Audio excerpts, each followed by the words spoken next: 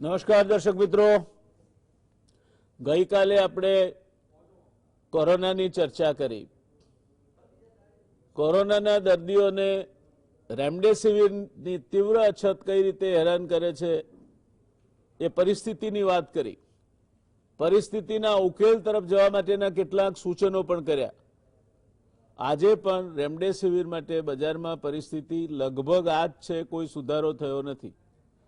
નવાઈની વાત એ છે કે મહારાષ્ટ્રમાં લાઈનો નથી લાગતી, મધ્યપ્રદેશમાં નથી લાગતી, રાજસ્થાનમાં નથી લાગતી, ગુજરાતમાં જ કેમ લાઈનો લાગે છે, જ્યારે ગુજરાત રેમડેસિવિરનું એક અગત્યનું ઉત્પાદક રાજ્ય છે. દેશમાં ઉત્પાદન થતા કુલ ઔષધોમાંથી 35% કરતાં વધારે ઔષધોનું ઉત્પાદન ગુજરાત કરે છે. આપણે એને ફાર્માસ્યુટિકલ સ્ટેટ કહીએ છીએ, કેમિકલ સ્ટેટ કહીએ છીએ. એ રાજ્યમાં રેમડેસિવિર મળે નહીં અને દર્દીને અહીંથી ત્યાંથી અહીં ભટકવું પડે અને એમાં બાકી રહેતું હોય તો પડતા પર પાટુની માફક ઓક્સિજન ના મળે. આ રોગ માટે બે પાયાની જરૂરિયાતો, બે ક્રિટિકલ રિક્વાયરમેન્ટ નીડ્સ, જેના વગર દર્દી ક્યારે દમ તોડી દે કંઈ જ ન કહેવાય. એક, ફેફસાને મદદ કરવા માટે ઓક્સિજન થેરાપી, અને બીજું વાયરસને કંટ્રોલ કરવા માટે એન્ટીવાયરલ એવી રેમડેસિવિર. આ બંને ના મળે, દર્દીઓ અહીંથી ત્યાં ધક્કા ખાય. આ પરિસ્થિતિનું નિર્માણ કેમ થયું એ કમસે કમ આત્મમંથનનો વિષય છે. ગુજરાતમાં કેમ થયું એ ગુજરાત માટે પણ બહુ ઝાઝું યશ લઈ શકાય એવું તો નથી જ. દોસ્તો, આજે વાત કરી છે રસીની રેસમાં કેમ આપણે પાછા પડી રહ્યા છીએ. અમેરિકા રસીની રેસમાં અને વેક્સિન ડિપ્લોમસીમાં કેમ આપણને ધોબી પછાડ આપીને આગળ નીકળી ગયો. આજે એક આશા હતી કે વેક્સિન આવી છે, વેક્સિન અને વેક્સિનેશન 16મી જાન્યુઆરી એના શ્રી ગણેશ થયા ત્યાર પછી ઝડપ પકડી રહ્યું હતું. પણ એકાએક માર્ચમાં કોરોના વધવા માંડ્યો અને વેક્સિનેશનની ગતિ ઘટવા માંડી. આ અપેક્ષિત હતું, કારણ કે તમે એક હદ સુધી ટોચ પર જઈ શકો છો, ત્યાં પછી એ જ ગતિએ ત્યાં જ રહેવું પણ એટલું સરળ નથી હોતું.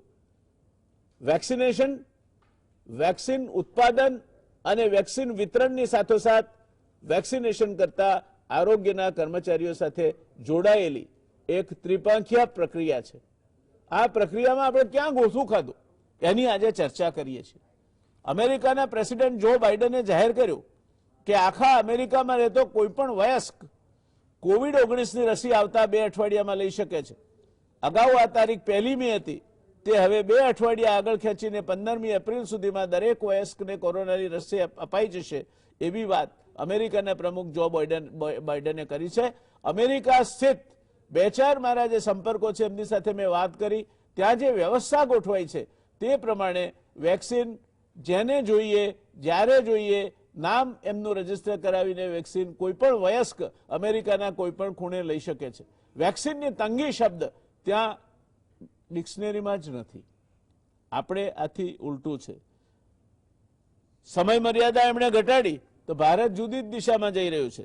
રસીકરણની ગતિ જે સ્થિર રીતે વધી રહી હતી તે ધીમી પડવા માંડી છે. વેક્સિનેશનમાં દેશમાં રોજની સરેરાશ આંકડાની દ્રષ્ટિએ વધારે રસી અપાય છે, પણ વસ્તીના હિસાબે વેક્સિનેશનમાં અમેરિકા આગળ છે. અહીં 42% વસ્તીને પહેલો ડોઝ અપાઈ ગયો છે. ભારતમાં ફક્ત 6%, ચીનમાં 10% વસ્તીને આ ડોઝ અપાયો છે. એથી આગળ વાત કરીએ આપણે તો વસ્તીના હિસાબે અમેરિકાએ દર 100 માણસે 57 ડોઝ આપ્યા છે, ભારતે 8 આપ્યા છે. ઇઝરાયેલે 116, સિસલ્સ જેવા નાના ટાપુએ 112, બહેરીને 62, ચીલીએ 64, સાન મારિયાએ 50, મોનાકોએ 53, સર્બિયાએ 41, માલ્ટાએ 51, હંગેરીએ 43, તો બ્રિટને દર 100 માણસે 60 વેક્સિનના ડોઝ આપ્યા છે. ટકાવારીની દ્રષ્ટિએ જોઈએ તો ઇઝરાયેલની 56% વસ્તી ફુલ્લી વેક્સિનેટેડ છે, એટલે કે બંને ડોઝ એને લઈ લીધા છે. અમેરિકાની 22% અને તે સામે ભારતની માત્ર 1% વસ્તી ફુલ્લી વેક્સિનેટેડ છે. ભારતમાં હાલ 2 વેક્સિન મળે છે, કોવેક્સિન જેની અસરકારકતા 81% અને 1.5 ડોઝ આપ્યા પછી કોવિશિલ્ડની અસરકારકતા 90% છે. હવે રશિયાએ બનાવેલ કોરોના વેક્સિન સ્પુતનિક 5 જેની અસરકારકતા 91.6% છે તેને પણ ઇમરજન્સી વપરાશ માટે આ દેશમાં મંજૂરી મળી છે. ડોક્ટર રેડ્ડીઝ લેબ દ્વારા આ સ્પુતનિક 5 વેક્સિનના 10 કરોડ ડોઝ બનશે. આ ઉપરાંત Hetero biopharma, Gland pharma, Stelis biopharma, victory biotech ને પણ 85 કરોડ ડોઝ બનાવવાના કરાર કરાયા છે. દર્શક મિત્રો, આ બધું હજુ શરૂ થયું છે. એને અમલમાં મુકાતા અને રસી મળતા થતા કેટલો સમય લાગશે એ હજુ કહેવું જરા વહેલા પડતું છે. આ બધું કોઈ રાતોરાત થઈ જવાનું નથી. ઓક્ટોબર 2021 સુધી બીજી 5 વેક્સિન મળતી થઈ જશે, જેમાં સ્પુતનિક 5 તેમજ બાયોલોજિકલ ના સહયોગથી બનતી જોન્સન એન્ડ જોન્સનની વેક્સિન, સિરમ ઇન્ડિયાના સહયોગથી નોવાવેક્સ, ઝાયડસ કેડિલાની વેક્સિન અને ભારત બાયોટેકની ઇન્ટ્રાનેઝલ વેક્સિનનો સમાવેશ થાય છે. સવાલ એ છે કે આ વેક્સિન કેટલી ઝડપે મળશે.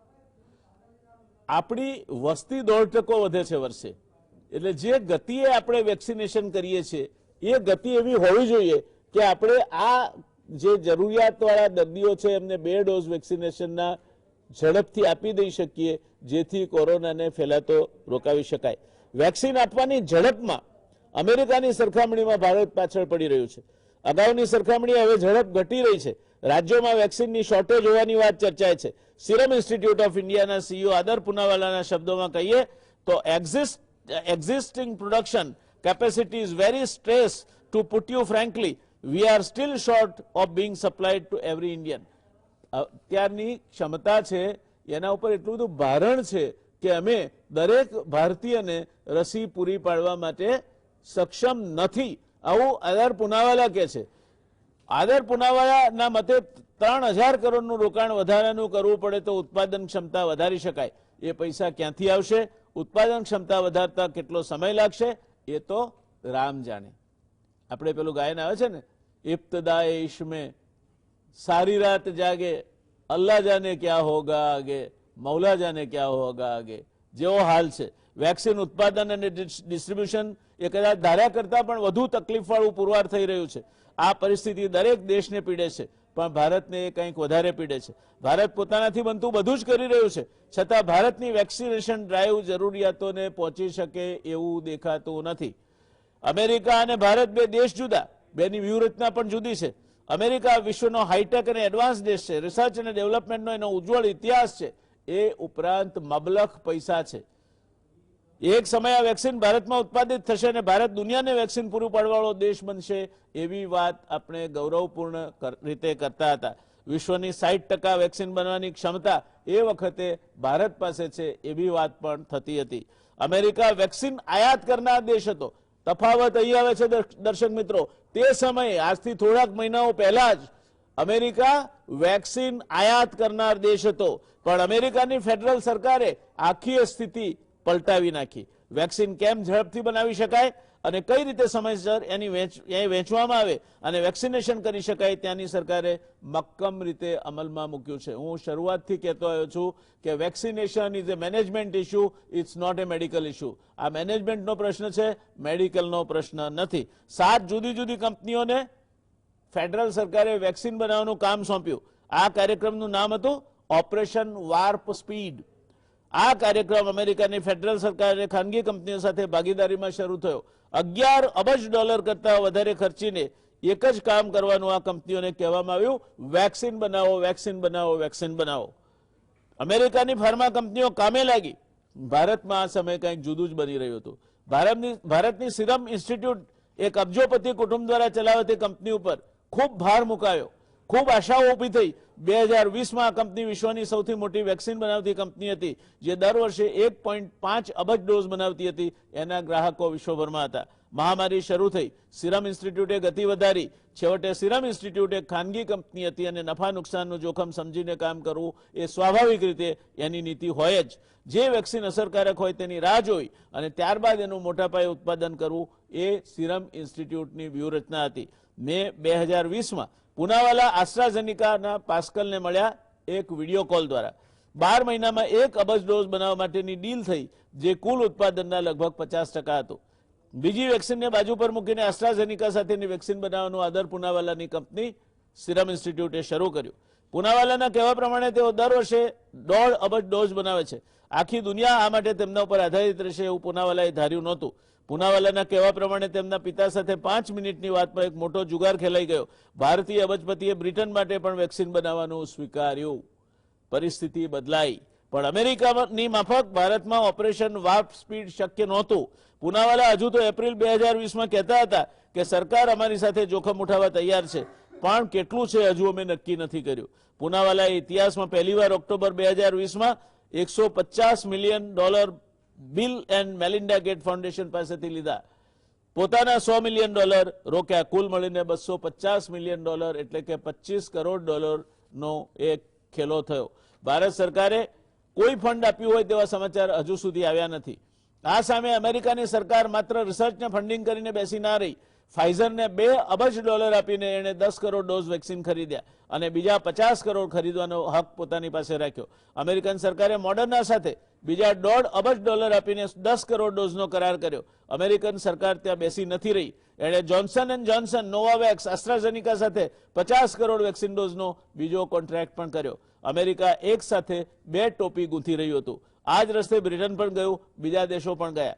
સિરમ ઇન્સ્ટિટ્યૂટ જે ડોઝ બનાવતું હતું એ ભારત સરકારને તો જ નીચા ભાવે આપી શકે જો એ બહાર નિકાસ કરીને ઊંચા ભાવ ઉપજાવી શકે. સિરમ ઇન્સ્ટિટ્યૂટ પાસે સાઉદી અરેબિયા, બ્રાઝિલ અને મોરોક્કો દેશોમાંથી અબજો ડોઝ માટેના ઓર્ડર આવી પડ્યા હતા. ઓક્ટોબર 2020માં મોરોક્કોએ 2 કરોડ ડોઝ સિરમ ઇન્સ્ટિટ્યૂટ પાસેથી મેળવવાનો ઓર્ડર મૂક્યો. ભારતની પરિસ્થિતિમાં પૂનાવાલા કહે છે તેમ પરચેઝ ઓર્ડર થયો છે, જે મુજબ તેમણે રસી ક્યાં મોકલવાની તેની જાણ કરવાની, જેના 7 થી 10 દિવસ બાદ એ ડોઝ મળી શકે. પહેલા 10 કરોડ $200 ભાવે અપાયા બાદ ભાવ ઊંચા રહી શકે અને ખાનગીમાં $1000 MRP સાથે આ રસી વેચી શકાય. આવા કરાર એમણે ભારત સરકાર સાથે કર્યા.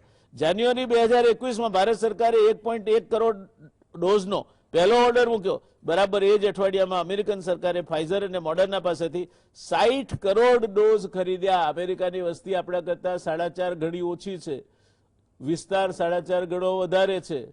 આપણે 1.1 કરોડ ડોઝનો ઓર્ડર આપ્યો ત્યારે અમેરિકાએ 60 કરોડ ડોઝ ફાઇઝર અને મોડર્ના પાસેથી ખરીદ્યા. વેક્સિન ડિપ્લોમસી અહીંયા પૂરી થઈ. ભારત ઉત્પાદન અને ડિસ્ટ્રીબ્યુશન બંને મુદ્દે પછડાયું. દર્શક મિત્રો, સવાલ એ છે કે કોરોના રહેવાનો છે અને એના કારણે ગઈકાલે આપણે ચર્ચા કરી હતી તેમ કોરોનાનું વેક્સિનેશન ડોક્ટર ગુલેરિયા જેવા નિષ્ણાત કહે છે એમ દર વર્ષે કરવું પડશે. ત્યારે આજે પરિસ્થિતિ એ છે કે હમણાં જ સ્પુતનિક 5ને ભારત સરકારે મંજૂરી આપી છે. એ ક્યારે બજારમાં આવશે લગભગ ઓક્ટોબરનો અંદાજ મુકાય છે, પણ ઓક્ટોબર સુધીમાં તો ઘણા બધા પાણી વહી ગયા હશે. ઘણો બધો આ વિકરાળ રોગ ફેલાઈ ચૂક્યો હશે. ઘણા બધાને એણે પોતાની ઝપટમાં લઈને પાડી દીધા હશે. રસી આજે આવશે, કાલે આવશે. રસી આવી જાય એટલે આપણે કોઈ ચિંતાની જ વાત નથી એમ ગણીને આપણે રાહ જોતા હતા.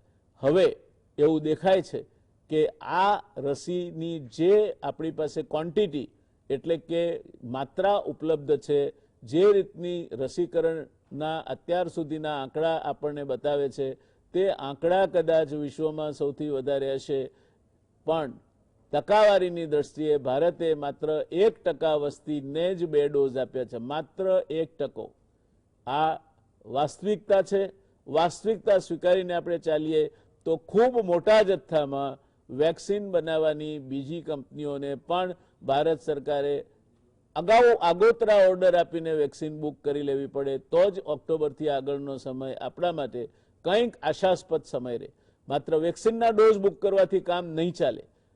વેક્સિનની તંગી આજે છે. 6 રાજ્યોએ તો રાડારાડ કરી છે કે અમને વેક્સિન મળી નથી, વેક્સિનના પૂરતી અમને ફાળવણી નથી થતી. આ વાતમાં તથ્ય એટલા માટે છે કે સિરમ ઇન્સ્ટિટ્યૂટ જેના ઉપર આપણે મહત્વનો આધાર રાખતા હતા, એ સિરમ ઇન્સ્ટિટ્યૂટે ગુજરાતીમાં વાત કરીએ તો ભરોસાની ભેંસે પાડો જણ્યો છે. અને એટલે આપણને જે રસી મળવી જોઈએ, જે ઉપલબ્ધ થવી જોઈએ, આપણે 1.1 કરોડ ડોઝ લીધા. એના સામે અમેરિકા જેવો આપણાથી 4.5 ગણી ઓછી વસ્તીવાળો દેશ, 40-45 કરોડની વસ્તીવાળો દેશ 60 કરોડ ડોઝ લે છે. એને 100 કરોડ ડોઝ માટેની વ્યવસ્થા કરી રાખી છે. એટલે અમેરિકાના એકે એક નાગરિકને 2 ડોઝ આપવા માટે રસીની જરાય તંગી ન પડે અને બ્રિટન આ જ રસ્તે જઈ રહ્યું છે, બીજા દેશો પણ આ જ રસ્તે જઈ રહ્યા છે. લાગે છે કે ભારતે આમાં ક્યાંક ગણતરીમાં થાપ ખાધી છે. અંગ્રેજીમાં જેને કહેવાય કે putting all the eggs in one basket, એમ વધારે પડતો આશાવાદ સિરમ ઇન્સ્ટિટ્યૂટ પર. સિરમ ઇન્સ્ટિટ્યૂટે Bill and Melinda Gates foundation પાસેથી પૈસા લીધા છે, એને નિકાસ કરવા માટેની જવાબદારીઓ છે. આ બધું સમજીને એની જે કંઈ ઉત્પાદન ક્ષમતા છે એને ડિસ્કાઉન્ટ કરવી પડે. અડધી જ ઉત્પાદન ક્ષમતા ભારતના કામમાં આવે, અડધી ઉત્પાદન ક્ષમતા પરદેશ જશે. ત્યારે ભારત બધા આખા દેશ આખા વિશ્વને રસી પૂરી પાડશે એવી વાત કરનારાઓના મોં પર જબરજસ્ત તમાચો વાગ્યો છે. આપણે વાસ્તવિકતાથી આજે વિકરાળ વાસ્તવિકતાની સામે ટકરાઈ રહ્યા છીએ. આજે રસીની ઉપલબ્ધિ એ મુખ્ય પ્રશ્ન બનીને વિકરાળ મોં ફાડીને આપણા સામે ઘુરકિયા કરી રહ્યો છે. એક બાજુ રેમડેસિવિર નથી, બીજી બાજુ રસી નથી. એક બાજુ ખાઈ છે, બીજી બાજુ દરિયો છે. જવું તો ક્યાં જવું? દરિયામાં પડો તો શાર્ક ને વેલ ખાઈ જાય છે, ખાઈમાં પડો તો નીચે ક્યાંક વાઘ કે સિંહ આટા મારે છે. તમારે ક્યાં જવું એ તમારે નક્કી કરવાનું છે.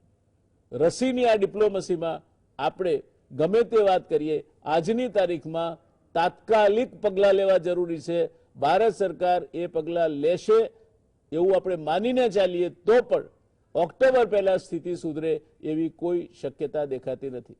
આ વાતને ઉજાગર કરવા અને હજુ પણ જે લોકો પોતાનો બીજો ડોઝ લેવા જવાનો છે, લેવા જવામાં આનાકાની કરતા હોય, કોઈ રસી મુકાવવામાં આનાકાની કરતા હોય, તો મારી એમને સલાહ છે કે મળે છે ત્યાં સુધી લઈ લો. કદાચ એવો ગાળો આવશે કે જ્યારે રસી ઉપલબ્ધ નહીં હોય. એટલે રસી લેવામાં ક્યાંય પ્રમાદ ન કરતા તમને રસી મળતી હોય તો પહેલો ડોઝ લઈ લો. પહેલા ડોઝના પહેલા 4 અઠવાડિયા કહેતા હતા, હવે 6 અઠવાડિયા પછી બીજો ડોઝ આપવાના છે. બીજો ડોઝ ડ્યુ થાય ત્યારે બીજો ડોઝ લઈ લો. રસી લેવાથી તમે કોરોનાથી સાવ સલામત છો એવી ભ્રમણામાં નહીં રહેતા, પણ કોરોનાનું જોખમ સારું એવું હળવું થઈ જશે. રસીની આ ડિપ્લોમસી, રસીકરણ, રસીનું ઉત્પાદન, ત્યાર પછીનો બીજો સ્ટેજ આવે. રસી એ જ્યાં જે તે ડેપોમાં પહોંચાડવી, ત્યાંથી એનું વિતરણ, રસી આપવાના જે બૂથ છે ત્યાં સુધી, અને છેલ્લે રસીકરણ એટલે એકચ્યુઅલી ઇન્જેક્શન મારવાની પર. આ 3 તબક્કા ખૂબ મહત્વના છે. આ 3 તબક્કામાં જો એક તબક્કો જો કાચો હોય તો અંગ્રેજીમાં એક કહેવત છે દર્શક મિત્રો કે a chain is as strong as its weakest link. કોઈ પણ ચેઇન, કોઈ પણ સાંકળ એની નબળામાં નબળી કડી જેટલી મજબૂત છે. આ 3 કડીઓમાંથી જે નબળી કડી છે એ આ રસીકરણની ઝુંબેશને મોટો ફટકો મારશે, એમાં કોઈ શંકા નથી. આ પ્રશ્ન ફરી કહું છું, મેનેજમેન્ટનો છે, મેડિકલનો પ્રશ્ન નથી. અત્યાર સુધી આપણે એને રાજકારણનો પ્રશ્ન બનાવ્યો, મેડિકલનો પ્રશ્ન બનાવ્યો. આજે એના ફળ કદાચ આપણે ભોગવવાના આવશે.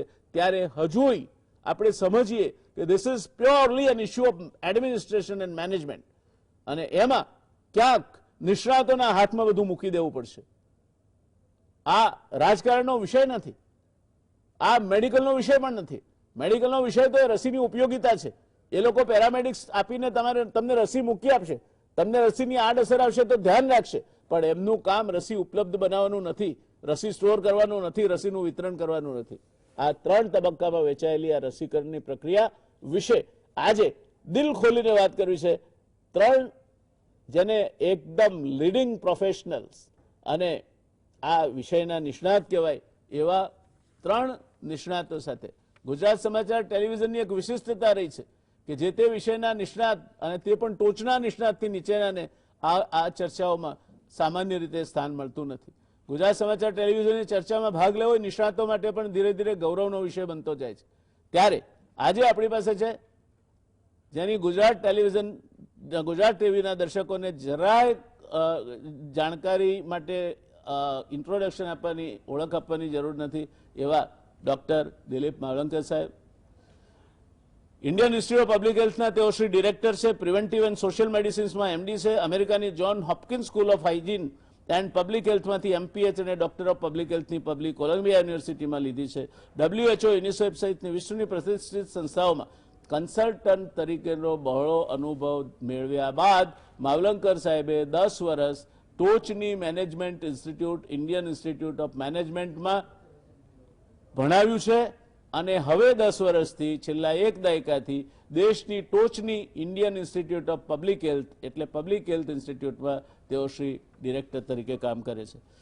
આપણી સાથે બીજા મારી સાથે સ્ટુડિયોમાં છે ડોક્ટર મુકેશભાઈ મહેશ્વરી, હિસ્ટોપેથોલોજીસ્ટ છે, લેબોરેટરી મેડિસિનના એક્સપર્ટ છે, 28 વર્ષથી પેથોલોજીસ્ટ તરીકેનો વ્યાપક અનુભવ ધરાવે છે અને એટલે આ શરૂઆત આ બધા જે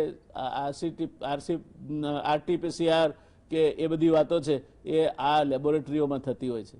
એક ક્ષેત્ર સાથે તેઓ સીધી રીતે જોડાયેલા છે. અને ત્રીજા છે એમ્બેસેડર ડોક્ટર કેતન શુક્લા, 1986ની બેચના ઇન્ડિયન ફોરેન સર્વિસના અધિકારી ડોક્ટર કેતનભાઈ એ એનએચએલમાંથી ડોક્ટર બન્યા બાદ આ સેવામાં જોડાયા. માઇક્રોબાયોલોજીમાં એમણે બીએસસી પણ કર્યું છે, સંરક્ષણ મંત્રાલયમાં કામગીરી કરી ચૂક્યા છે, એશિયા પેસિફિક સ્ટ્રેટેજિક સ્ટડીઝ હોનોલુલુમાં તેઓ પૂર્વ વિદ્યાર્થી છે.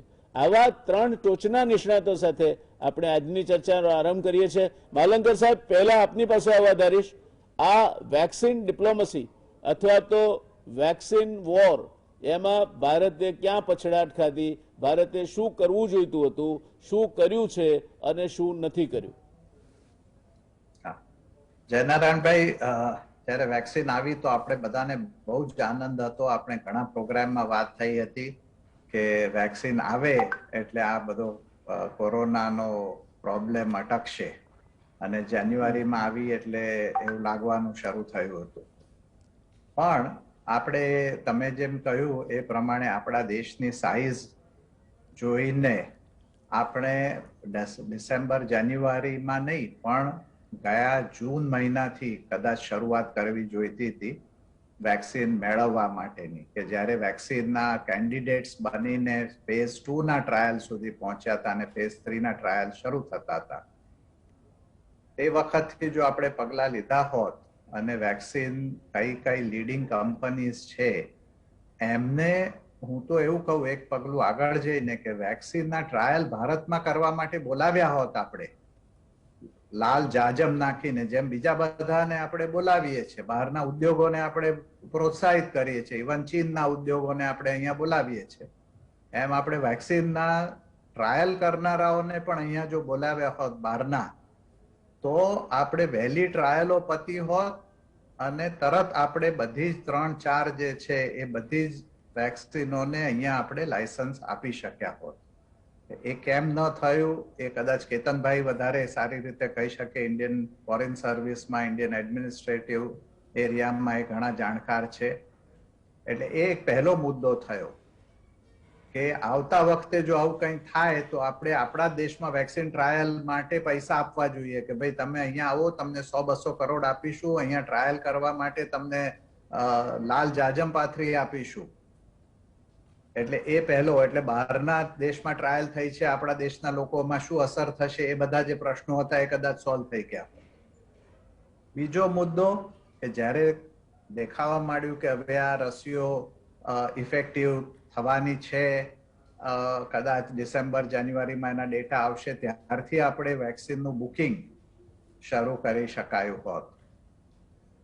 ત્રીજો મુદ્દો કે આપણે ત્યાં જે આ ટેન્ડરિંગની પરિસ્થિતિને એ છે કે L1 ને આપવું, લોએસ્ટ ભાવમાં લેવું, એ બધામાંથી થોડું વિચારવું જોઈએ કે એ બધું કસીને કાઢવામાં આપણને મોડું તો નથી થઈ જતું ને, અને એને લીધે રોગ આગળ વધે અને પછી શું થાય એની પરિસ્થિતિનો આપણો કદાચ ખ્યાલ ન કર્યો અને ઓછામાં ઓછા ભાવ એ આપણે રસી લેવાની છે. ગવર્મેન્ટના સાદા પ્રોક્યોરમેન્ટમાં બરાબર છે, પણ જ્યાં ઇમરજન્સી હોય, ઇમરજન્સી એપ્રુવલ આપી હોય તે વખતે કદાચ થોડા વધારે ભાવ આપીને પણ મોટા પાયે જો જથ્થો મેળવ્યો હોત અથવા બુક કર્યો હોત તો કદાચ એ એક બીજો. માવલંકર સાહેબ આપને 1 મિનિટમાં રોકવા પડશે, ટાઈમ સમય થયો છે એક નાનકડા કમર્શિયલ બ્રેકનો, ત્યાર પછી આપની વાત આગળ ચલાવીશું. મિત્રો, વાત ધીરે ધીરે જેને ફોકસ કહેવાય કેન્દ્રિત થતી જાય છે. ક્યાંક વેક્સિનના ઓર્ડર મૂકવામાં આપણે ગોથું ખાધું છે, ક્યાંક વ્યવસ્થામાં ગોથું ખાધું છે. સાંભળીએ આપણે માવલંકર સાહેબ પાસેથી.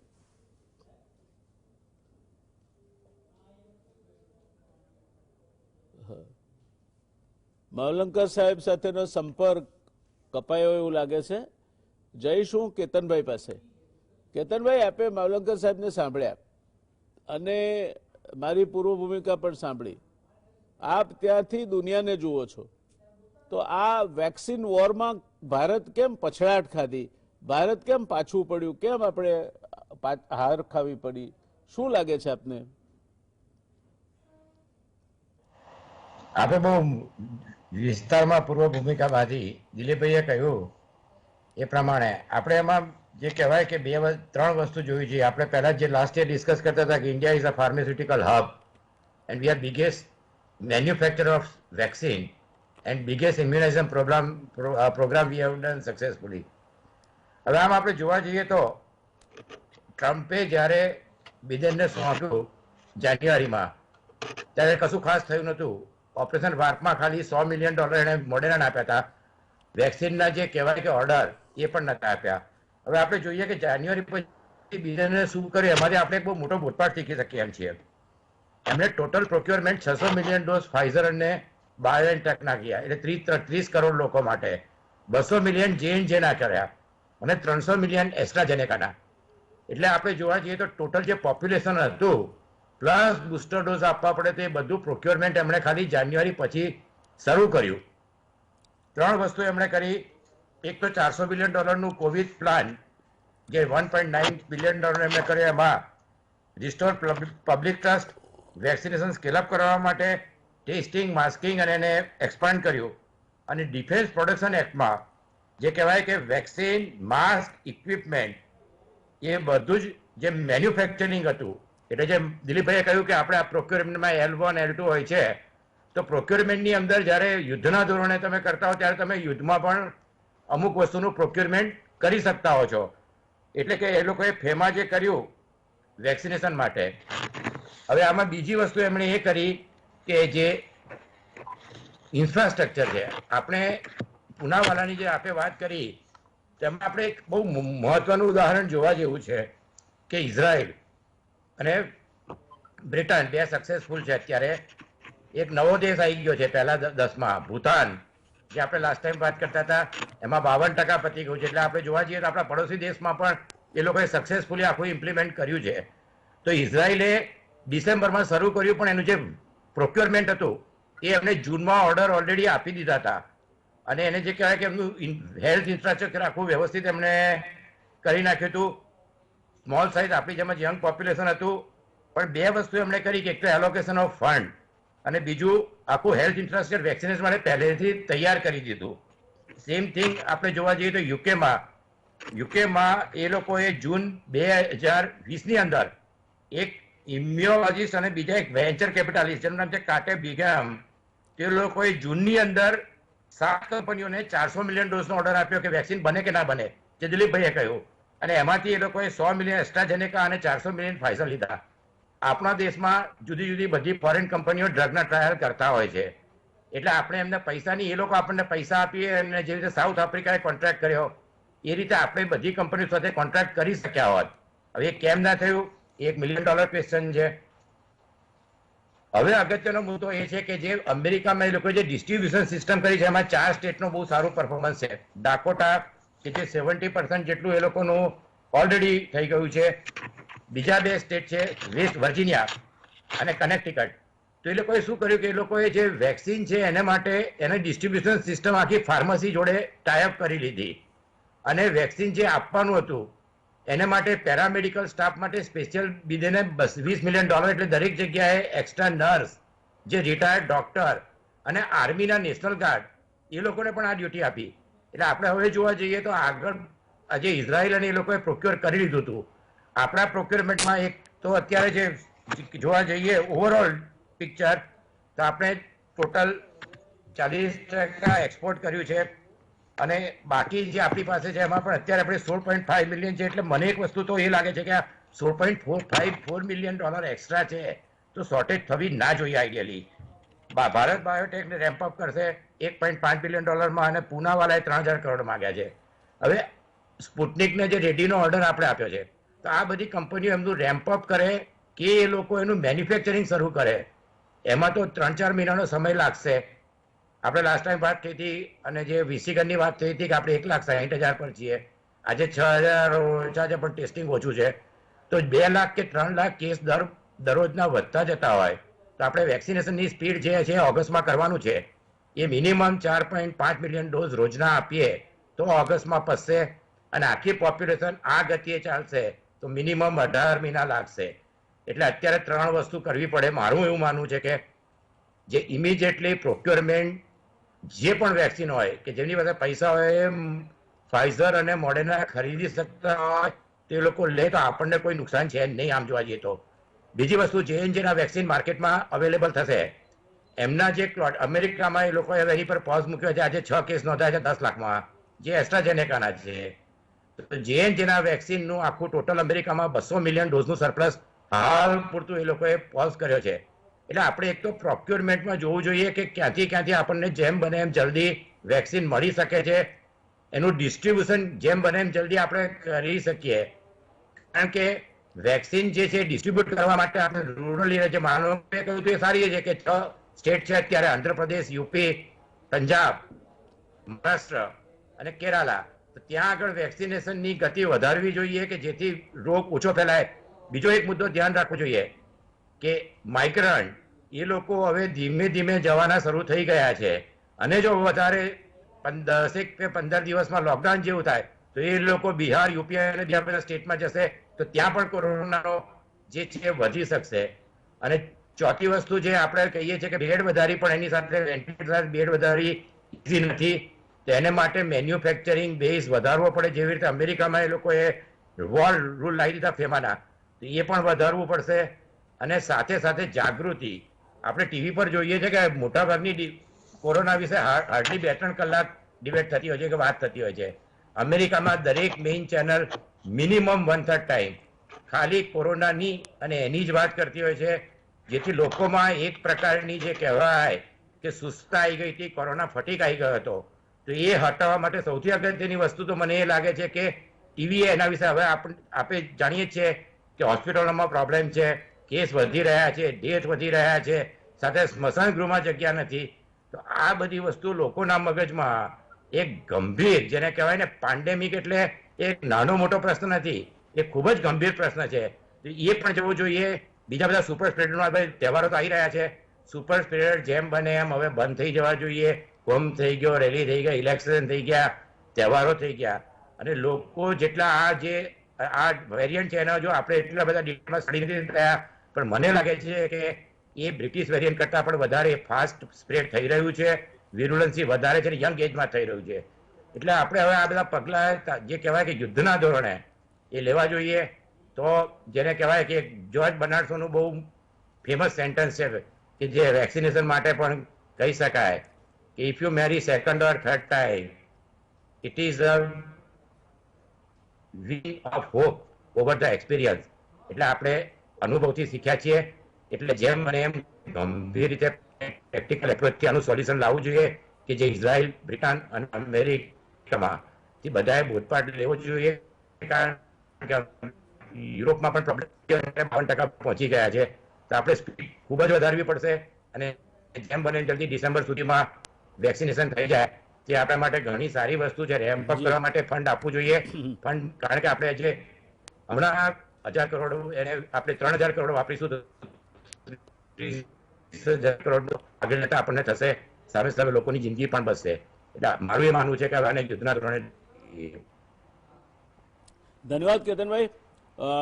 મુકેશભાઈ, આપે બંનેને સાંભળ્યા. માવલંકર સાહેબનું આપણને પૂરું સાંભળવાની તક નહીં મળી, પણ મૂળ વાત એ છે કે રસીની પ્રોક્યોરમેન્ટ, ડિસ્ટ્રીબ્યુશન અને એક્ઝિક્યુશન, આ ત્રણેય સ્ટેજ અગત્યના છે. માવલંકર સાહેબે જે વાત કહી એની સાથે આપ કેટલા અંશે સંમત છો અને આપને શું લાગે છે કે જે રીતે રસીકરણ અત્યારે ચાલી રહ્યું છે, જે શક્યતાઓ ઊભી થઈ છે, નવી રસી, નવી કંપનીઓ સ્પુટનિક 5 જેવી કે ઝાયડસ જેવી આવે, સરવાળે એની ઉપલબ્ધિમાં વધારો થાય, તો શું થશે? ક્યાં સુધીમાં રસીકરણની આખી પ્રક્રિયા પૂરી થાય? વ્યાસ સાહેબ, તમે બહુ જ પહેલાં તો સૌથી પહેલાં પૂર્વ ભૂમિકા બહુ સરસ બાંધી છે અને દરેક દેશ કઈ જગ્યાએ વેક્સિનના સ્ટેટ પર છે એ તમે બહુ સરસ બનાવ્યું. અને માવલંકર સાહેબે પ્રોક્યોરમેન્ટની બહુ સરસ વાત કરી, શુક્લ સાહેબે બી બહુ અમુક સરસ વાતો કરી. એક વાત આપણે, બે વાત શું આપણે ભૂલી ગયા છીએ આમાં બધામાં, કે અમેરિકા પાસે આજે વધારે વેક્સિન કેમ છે? કારણ કે એને એક્સપોર્ટ નથી કરી. આપણે ગુજરાતીમાં એક કહેવત છે કે ઘરનો છોકરો ઘંટી ચાટે અને પાડોશીનો છોકરો લોટ ફાકે, એવી પરિસ્થિતિમાં આપણે આવી ગયા છીએ. જ્યારે આપણે 9 કરોડ વેક્સિન આપણા લોકોને આપી, ત્યારે આપણે 9 કરોડ વેક્સિન એક્સપોર્ટ કરી ચૂક્યા હતા. 71 દેશોમાં આપણે વેક્સિન એક્સપોર્ટ કરી છે અને એના કારણે આપણે ત્યાં વેક્સિનની તંગી સર્જાય એ પૂરેપૂરા ચાન્સીસ છે. બીજી વસ્તુ છે વેસ્ટેજ. અમેરિકામાં એવી સિસ્ટમ ગોઠવેલી છે એ લોકોએ કે જે લોકો વેક્સિન લેવા આવે પરંતુ 2 કે 4 ડોઝ બચતા દેખાય તો એ લોકો આજુબાજુમાંથી, રસ્તા પરથી કે દુકાનમાંથી જે પણ નજીકના હોય એ લોકોને આપી દે છે. એટલે વેક્સિનનો વેસ્ટેજ નથી થતો. એટલે આ 2 કારણસર એ લોકો આપણા કરતાં ઘણા આગળ ચાલી રહ્યા છે. ત્રીજી વસ્તુ છે, હવે આવે છે સૌથી વધારે, એમને પ્રોક્યોરમેન્ટની વાત આપે બી કરી, સાહેબે બી કરી. સૌથી વધારે મોટામાં મોટી વાત છે એજ્યુકેશન. કારણ કે આ દુનિયાનો સૌથી મોટામાં મોટો રસીકરણ પ્રોગ્રામ છે. આપણને ખબર હતી કે આપણે 70 કે 80% લોકોને જો આપણે વેક્સિનેટ કરવા હોય તો આપણે 200 કરોડ ડોઝની જરૂર પડશે. આપણે જે ટોટલ ઓર્ડર કરેલા છે બધી કંપની સાથે 160 કરોડના છે. એમાં નોવાવેક્સ કંપનીને આપણે સૌથી મોટો 100 કરોડ વેક્સિનનો ઓર્ડર આપેલો છે, જે હજુ ફેઝ 3 ટ્રાયલમાં ચાલી રહી છે. એટલે જ્યારે આવશે ત્યારે આપણને વેક્સિનનો પૂરો જથ્થો મળશે.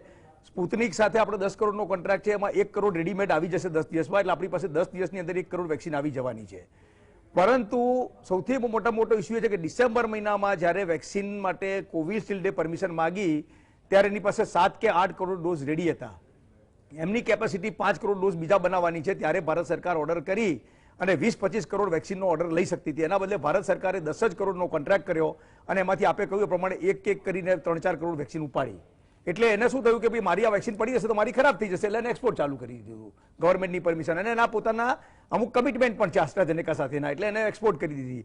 એટલે હવે રેમ્પઅપ કરશે તો પણ એને ટાઈમ લાગશે. એ લોકોએ એક વાર તો એવું કહી દીધું હતું કે જુલાઈ 2022 સુધીમાં અમે દુનિયાની 1/3 વસ્તીને વેક્સિન આપી દઈશું. એટલે દેટ મીન્સ કે લોકોએ 250 કરોડ લોકોને આપવાની વાત કરી હતી, પણ હવે એ લોકો એ કેપેસિટીમાં નથી, કારણ કે એમને એક્સપાન્શન માટે પૈસાની પણ જરૂર છે. એવું એમને કહ્યું છે કે અમારે પૈસાની પણ જરૂર છે. બીજો ભારતને મોટો ઝાટકો જે લાગવાનો છે એ કોવેક્સમાંથી લાગવાનો છે. ભારતને કોવેક્સ એક ગાવી દ્વારા સંચાલિત એક એવું પ્લેટફોર્મ બનાવવામાં આવ્યું છે કે જેમાં લો ઇન્કમ ધરાવતા દેશોને 200 કરોડ વેક્સિન આપવામાં આવવાની હતી ફ્રી ઓફ ચાર્જ. એમાં ભારતને 20 કરોડ ડોઝ મળવાની વાત હતી. 10,200 કરોડના 20 કરોડ ડોઝ ભારતને મળવાના હતા. પરંતુ અત્યારે કોવેક્સની ચેન ટોટલી બંધ છે અને કેટલા સમયમાં ચાલુ થશે એની કોઈ શક્યતા નથી. એટલે આપણે એ 20 કરોડ ડોઝનો પણ આપણને ફટકો લાગવાનો છે. હવે આવે છે એજ્યુકેશનની વાત. સર, કે એજ્યુકેશન માટે સરકારને આપણા દેશના સાયન્ટિસ્ટોએ, માવલંકર સાહેબ જેવા એપિડેમિયોલોજીસ્ટે વારંવાર વિનંતી કરી છે કે તમારું વેક્સિનનું ડિસ્ટ્રીબ્યુશનનું મોડલ બદલો. માવલંકર સાહેબ એક વારંવાર સુઝાવ આપેલો છે કે આપણે જે જગ્યામાં આપણે ત્યાં વધારે કેસ છે એને વેક્સિનેટ કરી નાખો. અને સ્મોલ પોક્સમાં એવું કર્યું હતું અને એને રિંગ વેક્સિનેશન કહ્યું હતું, એનાથી દુનિયા સક્સેસફુલી સ્મોલ પોક્સને ભગાડવામાં એ આપણે એજ્યુકેટ કરવું પડશે. કારણ કે આપણા હેલ્થ સેક્રેટરી પોતે કહી ચૂક્યા છે કે દેશના 125 જિલ્લા એવા છે કે જ્યાં 150% કોરોનાનું સંક્રમણ છે. તેવા તમામ જિલ્લાઓને વેક્સિનેટ કરી નાખીએ આપણે પહેલા, ઇરરિસ્પેક્ટિવ ઓફ પોલિટિકલ કે ભાઈ આને બંગાળને આટલી આપી, મહારાષ્ટ્રને આપી, એવું ના કરવું જોઈએ. એ કરી નાખો. મહારાષ્ટ્રમાં કદાચ વધારે જરૂર છે તો મહારાષ્ટ્ર ભલે વિદેશ આપણે વિપક્ષની સરકારની પણ એને આપો, ત્યાંથી સંક્રમણ ફેલાતું અટકશે તો બીજા લોકોને તમારે થોડી મોડી આપશો જ ચાલશે. બીજું છે કે આપણા જાણીતા એક ડોક્ટર છે દેવી શેટ્ટી, એમને એક બહુ સરસ પ્લાન આપેલો કે આપણી પાસે 3 લાખ ટ્રેન વેક્સિનેટર છે. દુનિયામાં કદાચ કોઈની પાસે નહીં હોય. 3 લાખ વેક્સિનેટર છે. એક વેક્સિનેટર જો આપણને 100 જણને વેક્સિન આપે તો આપણે 3 કરોડ લોકોને વેક્સિનેટ કરી શકીએ. પરંતુ 3 કરોડ એક બહુ મોટો ઓપ્ટિમિસ્ટિક આંકડો છે. પરંતુ એમણે એક બીજી સરસ વાત કહી હતી કે 29,000 કોલ્ડ ચેઇન પોઈન્ટ છે અને 30,000 થી 35,000 આપણી પાસે PHC અને UHC છે. આપણે આ બધાને યુટિલાઇઝ કરીએ, પ્રાઇવેટ હોસ્પિટલોને લઈએ, ફેમિલી ફિઝિશિયનને લઈએ તો આપણે રોજના 50 લાખથી 70 લાખ લોકોને તો બહુ જ આરામથી વેક્સિનેટ કરી શકીએ એમ છીએ. તો આપણે જો મહિનામાં 15 કરોડ લોકોને વેક્સિનેટ કરીએ તો દિવાળી સુધીમાં કદાચ આપણે 81 કરોડ લોકોને વેક્સિનેટ કરી શકીએ. પણ એના માટે વેક્સિનનું પ્રોક્યોરમેન્ટ બી ખૂબ જરૂરી છે અને એજ્યુકેશન પણ આટલી ઝડપે કરવું પડશે. અને તો જ આપણે હર્ડ ઇમ્યુનિટી લેવલ પર પહોંચવાની શક્યતા છે. નહીં તો શું સાહેબ, શું થશે કે મોટામાં મોટો ખતરો અત્યારે જે તોળાઈ રહ્યો છે ઇમ્યુન એસ્કેપનો. અત્યારે કેટલા બધા લોકોને 2 ડોઝ લીધા પછી પણ ફરીવાર કોરોના થઈ રહ્યો છે અને એનું રીઝન છે ઇમ્યુન એસ્કેપ. કારણ કે વાયરસે આપણે જે પહેલી આપણે ઢાલ બનાવી એ વાયરસે જોઈ લીધી કે આ ઢાલમાંથી હું ભેદી નથી શકતો, તો એને બીજા 5 પ્રોબ બનાવ્યા નવા. અત્યારે એ લોકો એવું કહે છે કે એને ફ્લાવર ટાઈપની ડિઝાઇન બનાવી છે અને એ 5-6 જગ્યાએથી આપણા શરીરમાં ઘૂસવાની કોશિશ કરી રહ્યો છે. એટલે જ્યારે ઘૂસશે ત્યારે તમારી વેક્સિન ઓછી અસરકારક બનશે એ તો દેખાઈ રહ્યું છે, પણ કદાચ નકામી પણ બની જાય. એટલે એ વખતે ટ્વીક કરવી પડે. એટલે વેક્સિનેશનની ઝડપને ખૂબ વધારવી જરૂરી છે અને એના માટે આપણા દેશમાં ઘણા બધા એપિડેમિયોલોજીસ્ટ છે, એ લોકોનો સાથ લેવો જોઈએ. એ લોકોની પાસે આપણે મેથોડોલોજી શીખો અને મેનેજમેન્ટ આપે કોઈ પ્રમાણે મેનેજમેન્ટના માણસોને કામે લગાડો, તો બંને ભેગા થઈને જ વેક્સિનેશનનો પ્રોગ્રામ ઝડપથી બનાવી શકશે. નહીં તો આપણા માટે ખૂબ કપરા દિવસો છે, કારણ કે અત્યારે કોરોનાની સુનામી ચાલી રહી છે. પહેલા હું ઘોડાપીર કહેતો પણ હવે સુનામી છે સર. ખૂબ ગંભીર પરિસ્થિતિમાં આપણે સપડાયેલા છીએ અને જો આપણે વેક્સિનેશન ઝડપથી નહીં કરીએ તો આપણે ઇકોનોમિકલી, સોશિયલી અને બધી રીતે ખૂબ પાછળ પડી જઈશું અને એમાંથી બહાર નીકળવાનો એક જ રસ્તો વેક્સિન છે, એટલે વેક્સિનને ઝડપથી બનાવવું જોઈએ. માવલંકર સાહેબ, હવે આપનો સંપર્ક પુનઃસ્થાપિત થયો છે એટલે અમને આપના જ્ઞાનનો લાભ મળશે.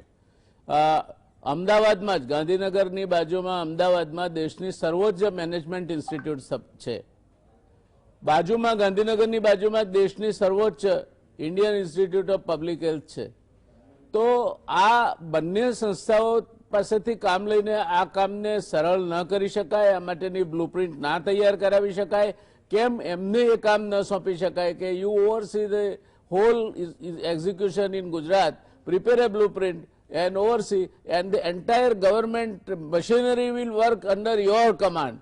આજે અત્યારે આઈએએસ અધિકારીઓને સિલેક્ટિવલી કામ સોંપે છે. બધાની ક્ષમતા સરખી હોતી નથી, બધાના વિષય પણ નથી હોતા, એટલે કેટલાક પોતાની રીતે કરે છે, સફળ થાય છે, કેટલાક પોતાની રીતે કરે છે, શોબાજી કરે છે અને એમાં કંઈ બહુ ઝાઝા સફળ થતા નથી. અને કેટલાકને ગઈકાલે જેમ એમને રોષ વેઠવો પડ્યો હતો પ્રજાનો, એવો રોષ પણ વેઠવાના આવે વખત આવે છે. તો આ આઈઆઈપીએચ અને આઈઆઈએમ નો ઉપયોગ થઈ શકે ખરો આમાં? અને જો થઈ શકે એમાં તો કેમ નથી થતો? આ એક્સપર્ટ ગ્રુપ બનાવવાનો તો કોઈ લોજિક જ નથી જો એની ભલામણોનો તમે સ્વીકાર ના કરવાનો, અમલ ના કરવાનો હતો. જનારામભાઈ, ચોક્કસ આવી સંસ્થાઓનો ઉપયોગ થઈ શકે. એને માટે પહેલેથી પ્લાનિંગ કરવું પડે કે ભાઈ તમે કઈ રીતે આમાં મદદ કરશો, કઈ રીતનું લોજિસ્ટિક્સ. એટલે આ જે તમે કહ્યું મેનેજમેન્ટનો વિષય છે, એ ખાસ આ લોજિસ્ટિક્સનો વિષય છે અને એની સાથે આપણે એપિડેમિયોલોજી ઉમેરવાનું છે. જેમ મુકેશભાઈએ કહ્યું કે બધે એક સરખી રસી આપવાની જરૂર નથી. જ્યાં સૌથી વધારે કેસ થઈ રહ્યા છે ગુજરાતમાં, તમે જોઈ રહ્યા છો કે અમદાવાદ, સુરત, વડોદરા, રાજકોટ અને કદાચ એક બીજું શહેર એમ ગણો તો 80% કેસો કદાચ ત્યાં થઈ રહ્યા છે. મૃત્યુ પણ ત્યાં જ થઈ રહ્યા છે. જે બધા એમ્બ્યુલન્સની લાઈનો, દવાની લાઈનો, સ્મશાનમાં લાઈનો, એ બધું બી ત્યાં થઈ રહ્યું છે. તો મેક્સિમમ ડોઝ ત્યાં આપવા, 18 ઉપરના બધાને જ આપી દો. કદાચ 2 કરોડ ડોઝ ગુજરાતમાં જોઈએ એને માટે, અથવા 1 કરોડ ડોઝ. એવી રીતે મહારાષ્ટ્રના જે મુખ્ય શહેરો છે, પંજાબના મુખ્ય શહેરો છે, ઉત્તર પ્રદેશ, તમિલનાડુ, કેરળા, એટલે એ રીતનું આપણે જો મેનેજમેન્ટ કરીએ તો આ ઝડપથી થઈ શકે. બીજું હું તો એવું પણ કહું કે ડિસેન્ટ્રલાઇઝ કરો. એકવાર તમે વેક્સિન એપ્રુવ કર્યા પછી બધું જ સેન્ટ્રલ ગવર્મેન્ટ પ્રોક્યોર કરે, બધું જ સેન્ટ્રલ ગવર્મેન્ટ કરે, એના કરતા કેમ જે મોટા રાજ્યો છે કે જેમની પાસે એક્સપર્ટાઇઝ છે, જેમની પાસે કદાચ પોતાના પૈસા બી છે, એમને ખરીદવા દો. કારણ કે મહારાષ્ટ્રમાં હવે લોકડાઉન કરવાનો વારો આવ્યો છે, એના કરતા મહારાષ્ટ્ર ગવર્મેન્ટે 1000 કરોડ રૂપિયા લઈને પોતાનું વેક્સિન એમને અલાઉ કર્યું હોત તો લઈને આપવા માંડ્યા હોત. એ પણ એક વિચાર કરવો જોઈએ કે ભાઈ દરેક વસ્તુ સેન્ટ્રલ ગવર્મેન્ટ નક્કી કરે, એ ઉંમર નક્કી કરે, એ સોફ્ટવેર નક્કી કરે, એ સોફ્ટવેરમાં એન્ટ્રી થાય કે ના થાય તો તમારે રાહ જોવી પડે. એટલે આ બધું જે આખું ગોળ્યું, અને આપણને બહુ મોટું એ લાગતું હતું કે અમારું તો સોફ્ટવેરમાં થાય છે. અમેરિકામાં તો હાથથી લખેલા કાગળિયા લોકો મૂકતા હતા ફેસબુક પર કે ભાઈ મારી વેક્સિન થઈ ગઈ છે, પણ હાથથી લખેલા કાગળિયા વાળા આગળ નીકળી ગયા અને આપણે સોફ્ટવેર વાળા પાછળ રહી ગયા. એવી પરિસ્થિતિ એક ઊભી કંઈક થઈ રહી છે. એટલે એ પણ જોવાની જરૂરિયાત છે. બીજું, બાઇડને જે કહ્યું એની લીડરશિપનો એક સવાલ છે. એણે આવતાની વહેત કહ્યું કે ભાઈ 100 દિવસમાં હું 100 મિલિયનને વેક્સિન અપાવીશ. જે વખતે બધા હસ્યા હતા કે ભાઈ આવું તો થતું હશે, 10 લાખ લોકોને રોજની વેક્સિન આપો, 10 કરોડ ને, અને એને કરી બતાવ્યું. 100 ની 200 મિલિયન. હવે નવો જે આંકડો આપ્યો છે કે 100 દિવસમાં 200 મિલિયન એટલે 20 કરોડ લોકોને વેક્સિન આપશે. આપણે પણ આપી શકીએ. વેક્સિન નર્સોએ આપવાની છે, ડોક્ટરોનું કામ બહુ ઓછું છે, એમાં ખાલી દેખરેખ રાખવાનું છે, સપ્લાય આપવાનો છે, લોજિસ્ટિક્સ વાળાએ કરવાનું છે. અને આપણે પણ કરી શકીએ જો વેક્સિન પૂરતા પ્રમાણમાં હોય અને એની વ્યવસ્થા પૂરતા પ્રમાણમાં હોય. પહેલા મેં કહ્યું હતું કે જે આપણે પહેલા 1 મહિનો સુધી ફક્ત ડોક્ટરોને આપી, બીજો મહિનો ફ્રન્ટલાઈન વર્કર, તો એ બધાને સાથે આપી શકાય.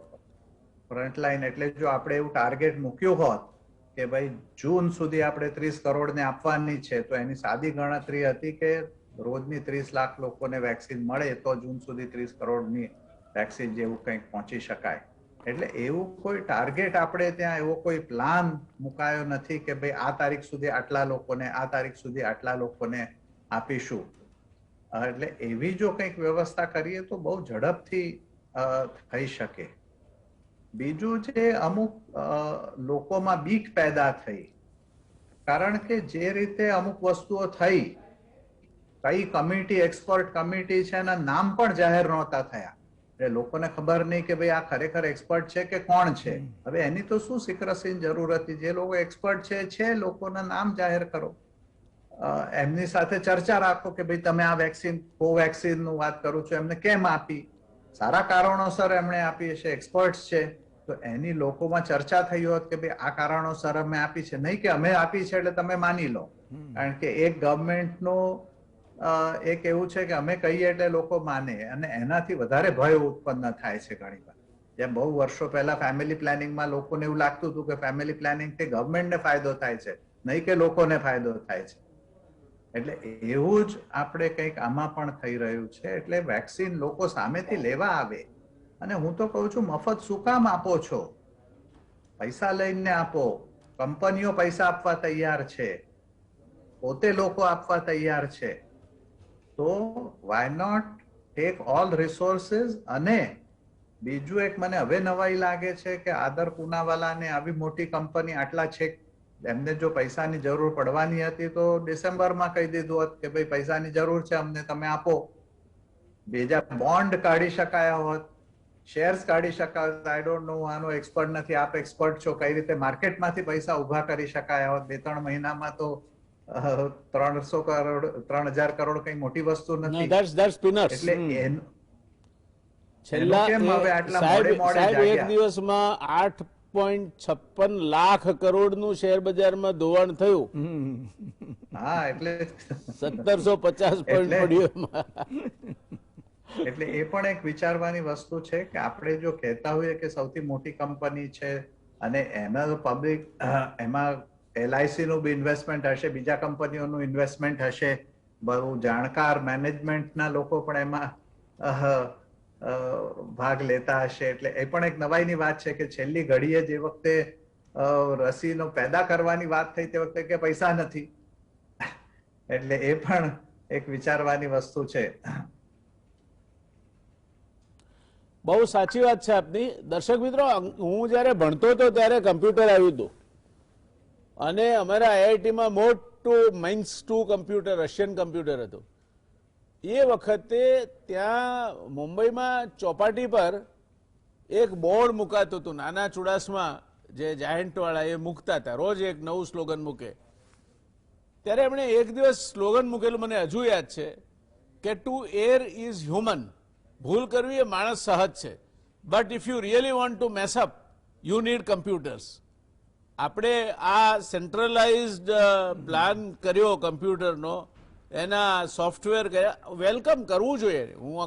હું તો IIT નો પોસ્ટ ગ્રેજ્યુએટ એન્જિનિયર છું, એટલે ટેકનોલોજી સાથે મારે અણબનાવ નથી, પણ એ ટેકનોલોજી વાપરનાર પણ એટલો સક્ષમ હોવો જોઈએ. તમે ગમે તેના હાથમાં ગમે તે ટેકનોલોજી પકડાવી દેશો તો તમે હારાકીરી કરો છો. એટલે જો અમેરિકાને હાથે લખવામાં તકલીફ ના પડતી હોય તો આપણને શું કરવા પડે છે? આ વાત પણ અગત્યની છે.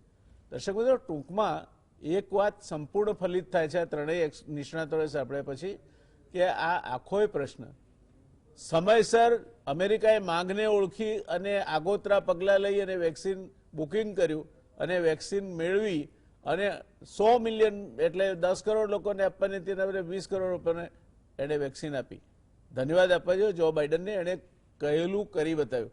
સામાન્ય રીતે તો રાજનેતાઓ વચનો આપે, પછી એમના જે પુરોગામી હોય એમણે જે બધું પછી આગળનું કરવાનું હોય, કાં તો એમના પછી આવે એણે આ કરવાનું હોય કે બાકી રહી ગયું છે.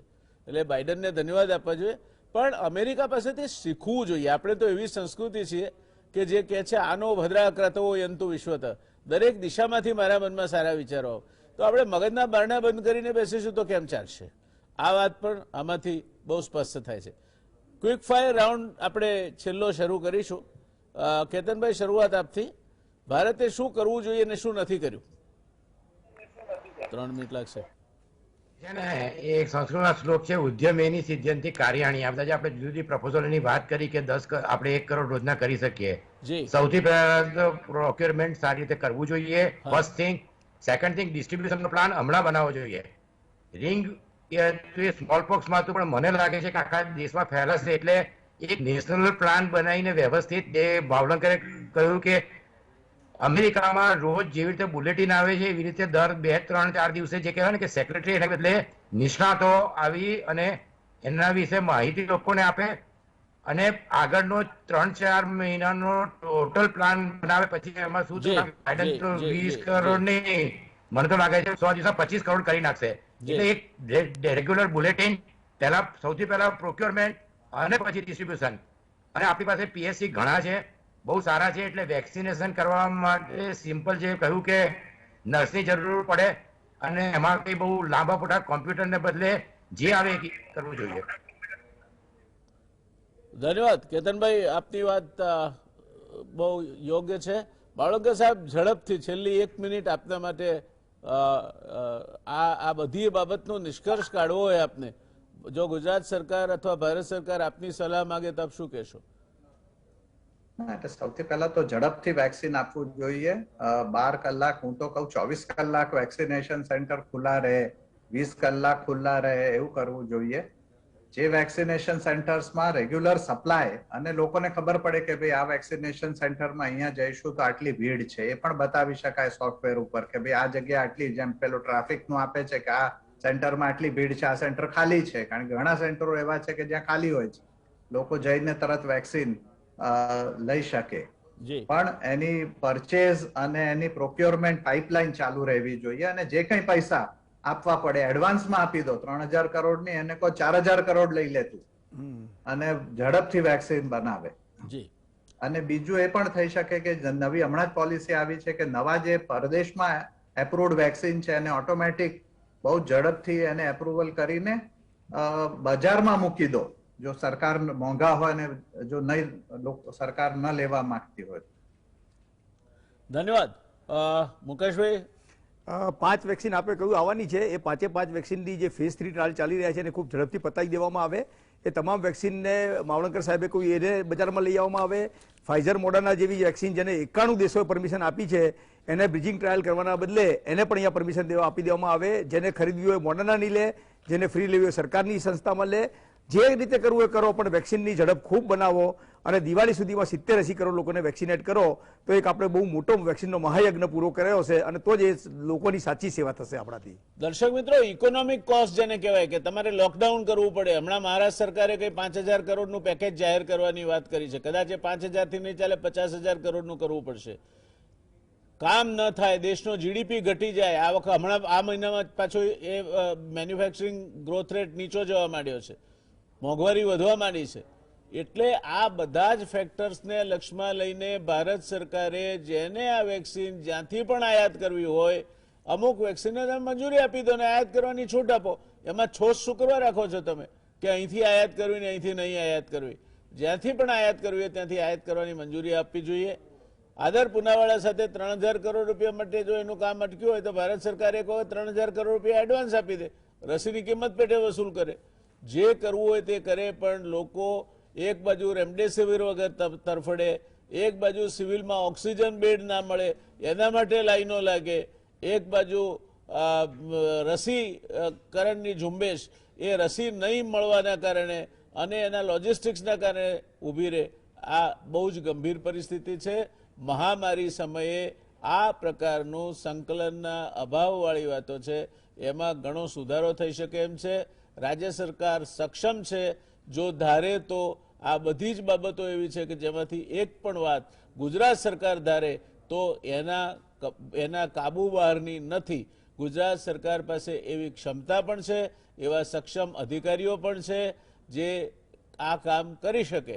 અને બાકીની સંસ્થાઓને, જે સંસ્થાઓ આ કામ કરવા તૈયાર હોય એમને મંજૂરી આપે. આટલું કરે તો મને લાગે છે કે આ રસીનો જે મોટો ભય ઊભો થઈ રહ્યો છે હવે કે રસી નહીં મળે એ ભય આપણે દૂર કરી શકીશું. આશા રાખીએ એ દિશામાં કાર્યવાહી થશે. નહીં થાય તો વળી પાછા આવતા અઠવાડિયે 10 દિવસે આપણે ફરી આનો હિસાબ લઈશું.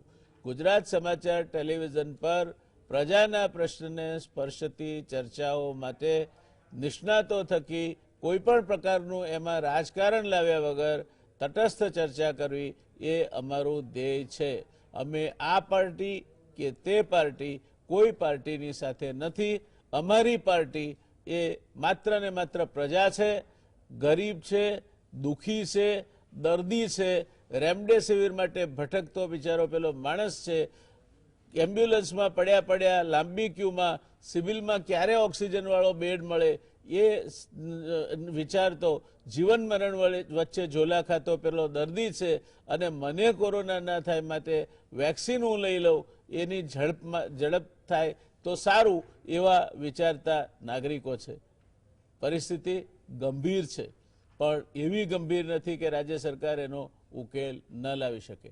આપણે આશા રાખીએ આવું થશે. આ વાત સાથે આજની ચર્ચાને આપણે સમાપન તરફ દોરી જઈએ છીએ. ત્રણેય નિષ્ણાતો માવલંકર સાહેબ, કેતનભાઈ અને અમારા મુકેશભાઈ, ત્રણેયનો હૃદયપૂર્વક આભાર. ખૂબ સારી તૈયારી, ખૂબ સરસ સરળતાપૂર્વકની વાત અને સીધી દર્શક મિત્રોને સમજાય તે ભાષામાં એમણે માહિતી આપી તે માટે ત્રણેય નિષ્ણાતોનો હૃદયપૂર્વકનો આભાર. મળીશું દર્શક મિત્રો આવતીકાલે વળી એક નવા વિષય સાથે, વળી એક નવી પેનલ સાથે. જે કોઈ વિષય હશે એ તમારા સૌના હિતમાં, તમારા જીવનને સીધી રીતે સ્પર્શતી બાબત અંગેનો હશે. શુભરાત્રિ. Take care.